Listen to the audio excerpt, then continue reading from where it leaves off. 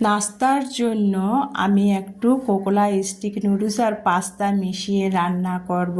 তো প্রথমে আমি কড়াইয়ের পাতিলে পানি গরম করে বলক তুলে নিয়ে 1 টেবিল চামচ সয়াবিন তেল দিয়ে তারপরে পাস্তা দিয়েছিলাম। পাস্তাটা একটুখানি বলক এসে গেছে, তারপরে কোকোলা স্টিক নুডলসটা দিয়েছি, হালকা একটু সিদ্ধ হয়ে গেছে, পানি ঝরাতে দিয়েছি, দিয়ে তারপরে একটু টেস্টিং সল্ট দিয়ে মেখে রেখে দিয়ে তারপরে চুলার পাড়ে চলে আসলাম। কড়াই বসিয়ে দিলাম, পেঁয়াজ কুচি, কাঁচামরিচ কুচি আর একটা বড় সাইজের আলু ঠুমা ঠুমা করে কুচি করে দিয়েছি, দিয়ে লবণ দিয়ে ভালো করে ব্রাউন কালার ভেজে নিলাম। তারপরে ম্যাগি মশলা দিলাম, টেস্টিং সল্ট দিলাম, সয়া সস দিলাম, দিয়ে ভালো করে নেড়ে চেড়ে তারপরে একটা ডিম ভেঙে দিলাম। ডিমটা ভেঙে দিয়ে ভালো করে আলু পেঁয়াজের কাঁচামরিচের সাথে ঝুরি করে নিয়ে সিদ্ধ করে রাখা পাস্তায় আর নুডলসে সেটা ঢেলে দিলাম, দিয়ে ভালো করে নেড়ে চেড়ে ভাজি করে নিলাম। নিয়ে সাথে একটু সকালে চাও বানিয়ে নিয়েছি। আর সকালে যারা চা লাভার, চা না হলে তো সকালটা সতেজ মনে হয় না, সাথে একটু চাও বানিয়ে নিয়েছি।